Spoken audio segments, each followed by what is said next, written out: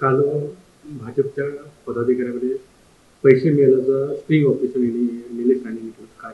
मला एक कळत नाही, आम्ही भारतीय जनता पक्ष, शिवसेना, काँग्रेस, NCPचे कार्यकर्ते होण्या अगोदर आमचे स्वतःचे व्यवसाय पण असतात, बिझनेस पण असतात, आम्ही नोकऱ्या पण करतो, राजकीय आणि सामाजिक कामं करण्यासाठी आम्ही एक पक्षाचे कार्यकर्ते बनतो. पण आमचे स्वतःचे व्यवसायामध्ये अगर कुठेतरी गुंतवणुकीसाठी, कुठल्या तरी बाकीच्या व्यवसायासाठी अगर आमच्या घरामध्ये किंवा आमच्या ऑफिसमध्ये अगर पैसे, त्याच्यामध्ये चूक काय? मला मुळात चूक कळली नाहीये. म्हणून उगाच भारतीय जनता पक्ष असं बोलून आमच्या पक्षाची बदनामी कोणी करू नये. मग प्रत्येकाचे, कोणाचे क्रशर आहेत, कोणाचे व्यवसाय आहेत, कोणाचे हॉटेल आहेत, मग तेव्हा अगर त्यांनी व्यवसायासाठी अगर काही कॅश तिथे ठेवली तर आता त्याची चौकशी, सखोल चौकशी, निपक्ष चौकशी मी तुम्हाला सांगतो. कारण जो नियम आम्हाला लागतो तो नियम उद्या सगळ्यांना लागणार.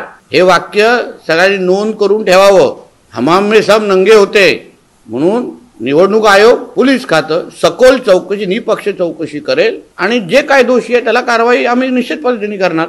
यामध्ये साहेब निलेश राणे असे म्हणतात की रवींद्र चव्हाण ज्या वेळी सिंधुदुर्ग जिल्ह्यामध्ये येतात त्यावेळी असा प्रकार घडत असतो. असा आहे, तो राजकीय आरोप आहे. प्रदेश अध्यक्ष आहेत, आज ते कुठे बुलढाणामध्ये आहेत, आज ते जळगावमध्ये आहेत, काल ते CM साहेबांबरोबर बदलापूरमध्ये होते.